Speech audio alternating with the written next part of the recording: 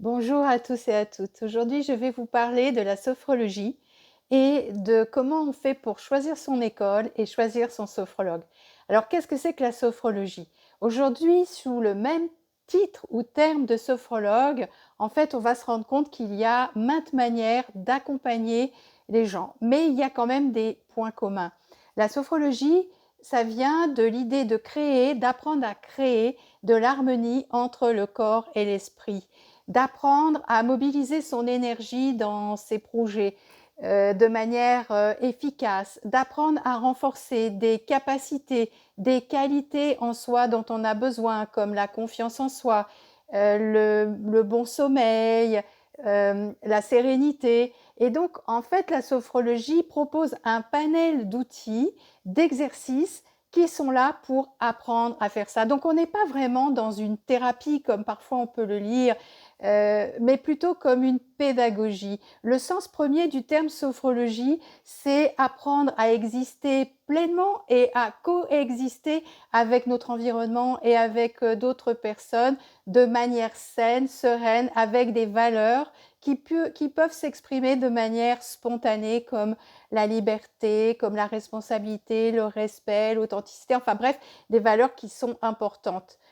On ne peut parler de sophrologie que si le courant de formation a été inspiré par son fondateur, le professeur Caicedo, qui a créé cette méthode dans les années 1960 avec deux grands axes ou même trois grands axes. Celui de gagner en santé psychologique, émotionnelle et biologique et corporelle, mais aussi de gérer le grand mal du stress qui est le stress et d'apprendre à exister avec des valeurs qui sont valables, bonnes pour le plus grand nombre. Donc nous sommes plus qu'une simple méthode de relaxation et ce courant, cette méthode propose deux grands cycles. Le cycle fondamental que moi j'ai nommé le cycle qualité de vie, c'est-à-dire comment on peut développer des capacités, des compétences personnelles pour améliorer sa qualité de vie, mais aussi le cycle existentiel qui est comment je peux donner du sens à ma vie, comment je peux me mobiliser dans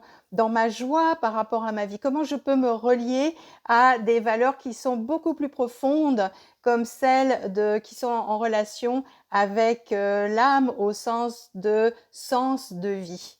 Donc la sophrologie, ça, la plupart des écoles forment au premier cycle, au cycle dit réductif, pour réduire tout ce qui encombre le bien-être psychologique, émotionnel et mental. Mais il existe aussi ce cycle supérieur. Alors comment faire pour choisir son école? En fait, aujourd'hui, moi je suis vraiment partisane de choisir une école qui a du lien direct avec les formateurs, c'est-à-dire soit en présentiel, soit en visio direct, et les deux, c'est pas mal non plus, mais éviter les formations en e-learning, parce qu'il y a vraiment e-learning, c'est-à-dire une plateforme sur laquelle vous êtes avec des vidéos qui ont été filmées et pas vraiment ou très peu d'interaction avec les formateurs. C'est le lien et la dynamique que les formateurs et formatrices peuvent vous apporter de par leur expérience qui va vous aider aussi à créer votre propre expérience.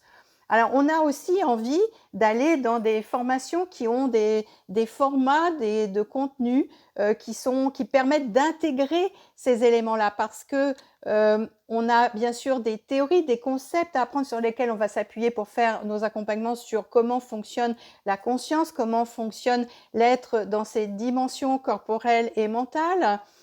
Et des exercices pratico-pratiques. Le cycle fondamental comprend en général l'apprentissage des relaxations dynamiques qui sont les techniques principales en sophrologie qui vont de 1 à 4 et des techniques complémentaires.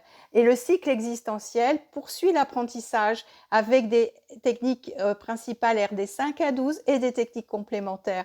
Et aujourd'hui, à mon sens, il n'y a plus vraiment une chronologie à avoir parce que nous sommes confrontés à des problématiques sociétales qui nécessitent, notamment avec les plus jeunes, d'avoir des techniques du cycle existentiel. C'est un sens premier. On a envie de donner du sens à son existence et on ne sait pas comment faire.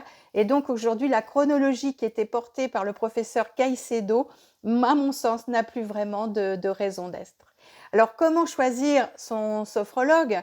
Eh bien, déjà, c'est le feeling, hein, le feeling qui va être important puisque c'est quelqu'un qui va vous accompagner pendant un certain temps. La sophrologie n'est pas une approche courte en 1 ou 2 séances, même si parfois on a des résultats et des effets bénéfiques dans un temps plus court. Mais si par exemple vous voulez faire évoluer votre considération de vous-même, votre estime de vous-même, l'amour de vous-même, ben, on peut imaginer que l'accompagnement sera plus long qu'1 ou 2 séances. Donc, le feeling est important, c'est ce qu'on appelle l'alliance. Comment se crée la confiance entre vous et votre futur sophrologue? Est-ce que vous le sentez bien? Est-ce que le discours est cohérent? La cohérence est vraiment importante entre ce qui émane du sophrologue et ce que vous voyez dans ses attitudes et dans ses comportements. Alors bien évidemment, on a envie d'aller voir un peu son cursus, donc rien n'empêche d'aller sur internet, souvent il y a des sites web qui sont là pour aller regarder où ce sophrologue s'est formé, quelle est son expérience, depuis combien de temps, pour ensuite créer ce lien de confiance qui va être super important. Ensuite, la plupart du temps, moi j'aime bien l'idée d'un entretien préalable gratuit qui permet une rencontre, déjà pour voir votre contexte, votre problématique et définir un objectif d'accompagnement qui servira de support pour ensuite le programme d'accompagnement. Donc ça permet de ne pas vous engager directement si vous ne le sentez pas ou vraiment de faire du choix. Le prix, parfois il y a des sophrologues qui vendent à des prix très bas. Dites-vous que quand c'est son métier premier, le prix ne sera jamais à la hauteur de la valeur de ce que ça vous a apporté. Donc n'hésitez pas des fois à avoir un prix un petit peu plus haut par rapport à d'autres, mais dites-vous que derrière, il y a une vraie réflexion au niveau du tarif et de la plus-value de ce sophrologue. Alors, bon, c'est vrai que voilà, j'ai essayé d'aborder pas mal de choses de manière rapide, donc et je parle en connaissance de cause parce que je suis sophrologue moi-même depuis plus d'une quinzaine d'années. J'ai aussi un centre de formation qui s'appelle Évolution Formation Conseil. Donc, rien n'empêche pour vous d'aller explorer, surtout faites preuve de curiosité, rencontrez les gens, que ce soit les sophrologues, dans ces entretiens préalables qui peuvent tout à fait être faits en visio ou en présentiel. N'hésitez pas à aussi suivre votre cœur par rapport à ce que cette personne émane d'elle et l'interrelation qui est entre vous. Et pour choisir votre école, j'ai mis aussi des critères de choix sur mon site pour vous aider. Et n'hésitez là encore pas à rencontrer les directeurs de formation, voir les formateurs et les formatrices pour vous faire aussi votre propre point de vue. Il existe des réunions d'information qui permettent d'échanger, de répondre à toutes vos questions et ensuite, si vous le sentez bien, vous y allez ou pas.